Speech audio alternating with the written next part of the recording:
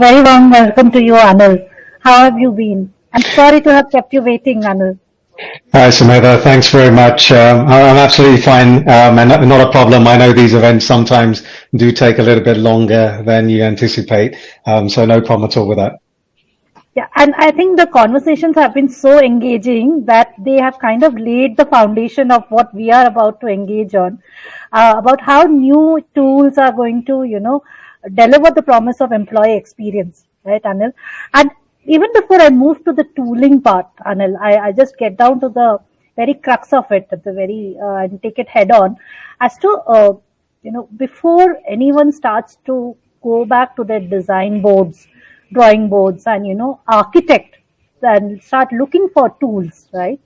The first thing I wish to check with you and take your perspective, given that you are helping so many companies across the world solutioning such critical aspects. uh, One thing that is most critical is that the intent, identify the pain points that employees are going through even before you try to find a solution to it, right?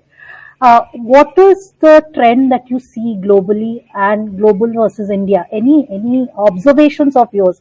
Is the intent there, or is it lacking, or is it yet to achieve a certain degree? Over to you, Anil. Yeah, thanks. I mean, look, it's a very interesting question, and I think every business has this big challenge on how do we improve the employee experience, with your organization. So it's a very important piece of the jigsaw because businesses are made up of people, and people are your employees. They could be your customers that you work with, but employee experience often it gets dictated by the business rather than the other way around, where we're learning from the employees themselves. So I think the world, definitely the trend is moving more towards what does the employee have to say and what's the input from the employee and how can we enable and engage with the employee better. I think that the standard things that we've all been very used to in organizations is bringing the employee into the organization, as well as then how do we develop them as they join. So everything from nailing their first day when they come to the organization, to how do you buddy them up with somebody in the business, and then open and a collaborative environment, employee development. These are all things that every organization spends quite a lot of time and effort in doing. However, what's happened is this transition, pre and post COVID, I think pandemic, we were already on this journey about flexibility, working from anywhere, working close to home, 4-day working weeks, hybrid working. So all these things were already there, starting to change in the workplace. However, the pandemic put this magnifying glass on everything and pushed everything forward very, very quickly. So I think we went into a bit of a scramble. How do we, what do we use? What tool is going to best be able to do this for? How quickly can I adapt it? And I think the default position just became video meetings. Let's do a Zoom call. Let's do, a Teams call. Let's do, a WhatsApp video call. That became the default position in getting everybody engaged, and almost try to replicate those things you were doing in an office pre-COVID. How do we now do this sitting in our homes, or sitting in a co-working space, or sitting in a cafe? How do we do this? And I think that's where organizations found a big challenge, because video meetings are great, and I think they're very good enablers for us to have this one-on-one FaceTime. However, what happens when you've finished that video meeting? How does your employee experience? What do you do? How do I engage? How do people hear my voice? How do I get heard in the business? How am I going to get personal development? Now that creates a lot of, challenges with individuals which are not necessarily measured very well as organizations, which are, mental aspects, cultural aspects, and so on. I think we've all been on this journey in improving the experience of an employee, and we're learning more and more about how do we get employees fitting in, with the organization's culture, how do we pick up on somebody's mental state at a particular time? And unfortunately, COVID has posed this situation where what do we do next, right? Because I think it was very euphoric that, hey, we can work from home and I got the opportunity. I won't have to travel. I won't have to spend money on buying food or coffee. I can do that all at home. I can walk to my desk. I can start my day. So I think the start was very euphoric. It was great because we proved that actually we can do this in this way. The stage, I think, where we are now and where the trend is going forward, and the fact that hybrid is here to stay, the big question mark is, how do we ensure that we can still replicate the same emotions, culture, experience for the employee when they're not in the same physical environment? And that's where I think the trends are now going with products like Wurkr, with virtual offices, with having virtual events like what we're doing today. So I think this is where the trend is definitely going in the future. And that's going to require technology, and it's going to require various tools, to be able to do that. But it's also not just a technology and a tool thing. I think it's also an environmental thing as well. Do you have to set up a space at home dedicated to work? Do you go to a co-working space close to your home rather than traveling an hour, 2 hours to get to your regular office? So I think there's quite a few things, which organizations are now realistically bringing to the forefront because of COVID, because this was happening, but it probably would have taken another decade for us to really start fast forwarding this. But COVID has put a huge magnifying glass to say, let's do this now. We have to do it because this is here to stay, not necessarily COVID, but this is here to stay in the way we're working now. And people are choosing to work this way. I think that's the other big aspect of it as well. Thank you so much, Annil. I think you just articulated it so well. I think it's not just about, addressing the logistics bit or anything to that, it is more about the fact that you're dealing with human. The first thing that any human being looks at is being trusted, being, having a sense of purpose, and all of that with all this, hybrid scenario, that is getting shaken up, and those are the things that now needs to be addressed. It's okay what we have done so far. It has worked well, as maybe if I may choose to use the word stopgap arrangement, but we have to change our lens, right? And, and that's exactly where, people are now trying to meet that elusive work-life balance, and not just work-life balance, work balance, very foremost, right? Yep. So I was reading this, and there's this research which is telling me that today people are worried in a hybrid scenario that, the culture that we are keeping things, there are tiered culture shaping up in companies, right? There is one culture for the employee who is making himself present physically in the office space, and there is another culture that is shaping up for the employee who is not managing to come to office, right? So there is a huge work that needs to be there. How are you helping this cause, Annil? I think that's very grave situation that should not be happening. Yeah, look, and again, I think the space in work in the future of work and what we're all getting adapted to now, it's a very interesting space. Just my personal background, I've come from 2 decades of seeing the office environment change. From the traditional corner office, being the prestige of, and treated differently because you had a corner office, looking out with great views of a city and stuff like that, to then almost senior management sitting in open plan offices working together because that was the right way to engage with your colleagues and your employees. And then co-working, hot desking, being able to go into various different locations and working in different locations. So I think typically, work-life balance is, personally, I think it's a bit archaic, even in the phraseology, because when you talk about work-life balance, it's often weighed heavily towards life rather than work.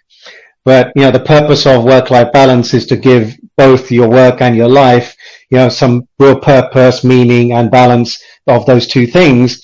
And I prefer to say work-life integration because that's what we're typically doing. Whereas some people would say work-life balance is just switching off as soon as you get to 5 o'clock and then you never touch your phone, you never answer an email, and let's be honest, that never happens, right? So this is about integrating, that work part of your life, and then your life and family and your social part of your life, and how does that get integrated? So I think it's it's always been a challenge. I don't think that there's one size that fits all, in doing that. However, again, what COVID and I guess the trend of where businesses are going now, there's hardly any line between demarcating life and work, because what this way of working and working from home, or working, in a remote way, is caused the days to stretch.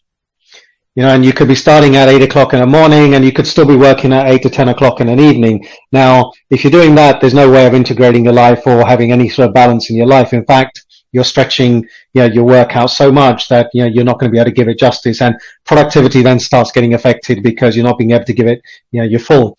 So I think, that fine line that used to be in place, unfortunately in this new trend of how we work now, is disappearing, and disappearing fast.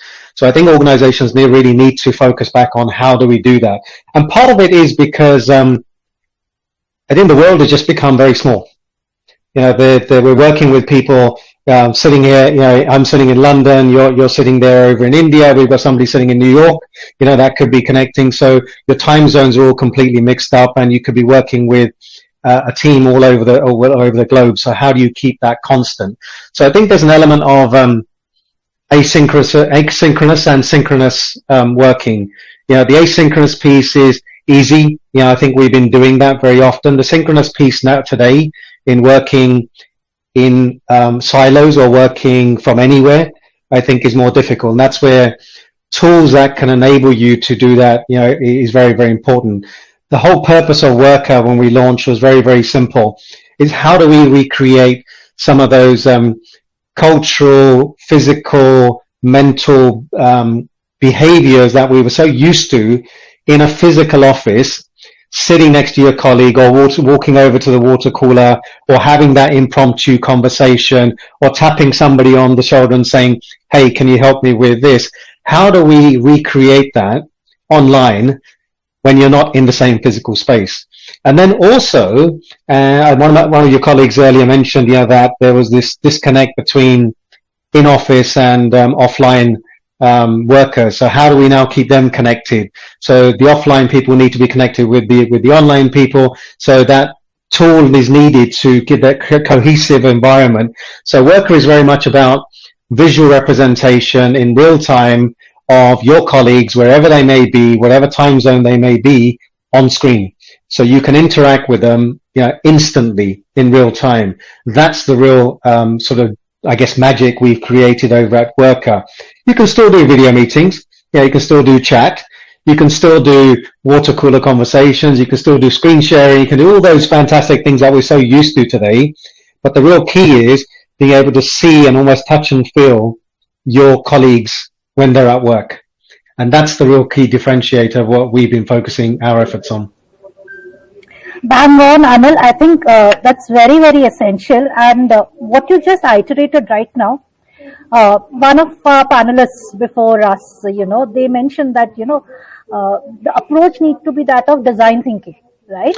But Correct. It's easier said than done, right? Because it's a lot of work that needs to be put in. You need to map every employee journey, get into scripting, tailored interventions, where and how, how will everything fall into a piece, and who has the time and effort. One has to have that the intent that what we began, and then that it's very, very time consuming. So, and people can have very, very disastrous effect of not attempting to do this right away. Like you said that it's we have sailed the 2 years, but those 2 years are behind us. We have to look at bigger things. You have, through your tool, or any other tool that you quoted for that matter, how do we escalate this process? how do we enable these organizations who have the intent but maybe not the time and effort that to get through this whole journey. Any thoughts around that, Anil? Yeah, I think, look, and it was covered again in the previous, conversation. I think this is a continual development of technology, tools, processes, and so on. And so I don't think anything in that respect has changed. Us and everybody is in the same boat. We're always continually looking for new things in how do we adapt and how do we engage. I think the interesting dilemma is we're almost in a category defining time, in the world today, because where we were on a journey, to slowly adapt, be it tools, be it employee engagement, be it experiences, we were adapting it over a period of time. Suddenly, we've been forced now to, do this in a particular way, which became very difficult. And as I said, the only solution was a video meeting, essentially. But if you look at the last 5 to 10 years, there are many businesses that have become successful, large organizations that have scaled without having physical offices. They are either remotely working and they are engaging, using tools like Slack, like Teams, and so on and so forth. But the biggest challenge today is, how do I keep connected? How do I feel immersed in an environment where my colleagues are with me? That's the thing. It's okay to send a message. It's okay to share a document. It's great to have a chat.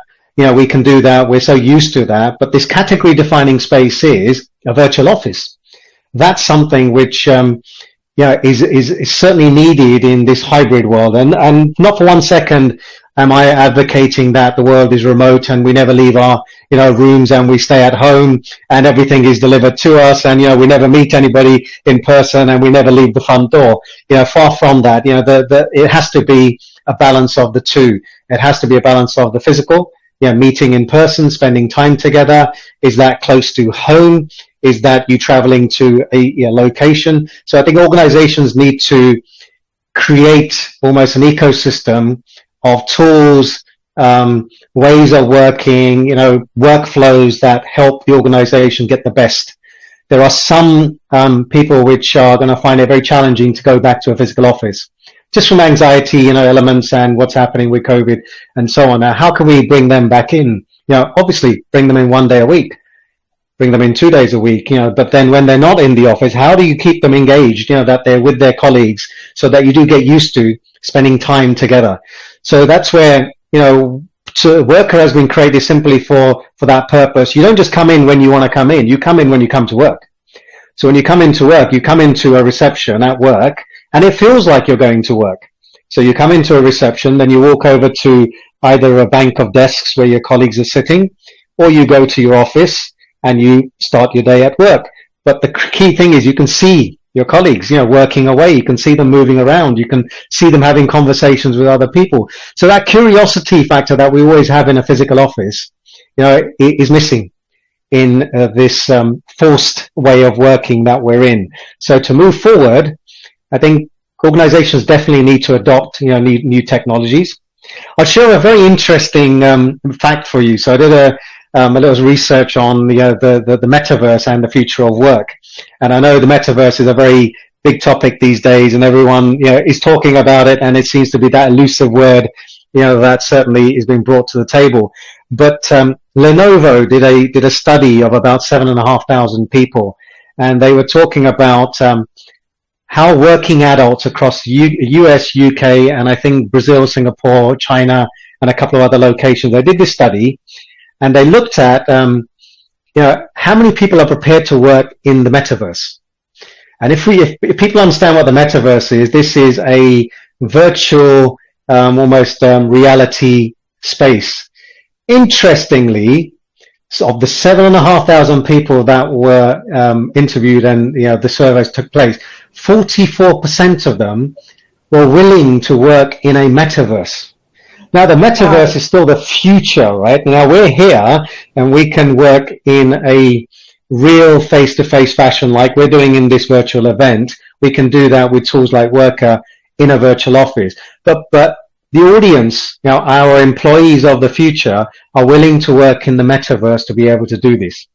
So it's very interesting, where technology is going. I think on the one hand, we have to be very mindful, of how we adapt new technologies.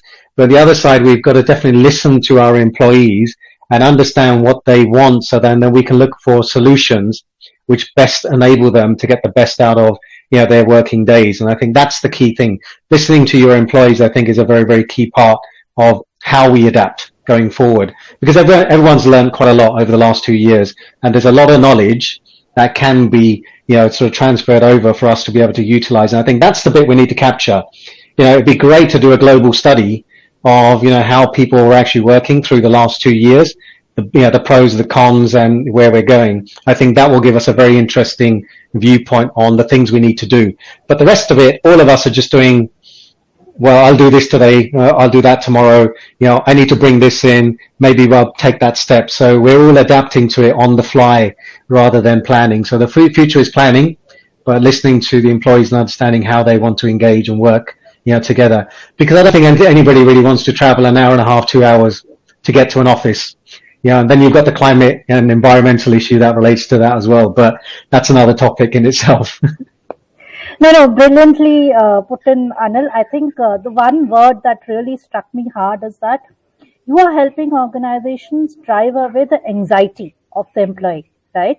And that anxiety could be around anything, whether it's about traveling or whether about delivering a project, whether about meeting or not meeting their colleagues, having those, water cooler conversations. Yes. And that anxiety, it's like a slow poison, and if it is not being dealt with. Yeah. So great, Annil. It was great conversing with you. And I'm sure we kept the best for the last. And we'll, kind of conclude at this juncture where we leave these parting thoughts with my audience here that, yes, the one thing that needs to be dealt with and the intent has to be put behind is that how to drive away anxiety and deliver the best employee experience such that you give the best experience, pass it on to your customers as well. Thank you, Sumedha. It's been brilliant speaking to you. Thanks again. Pleasure is mine. Thank you.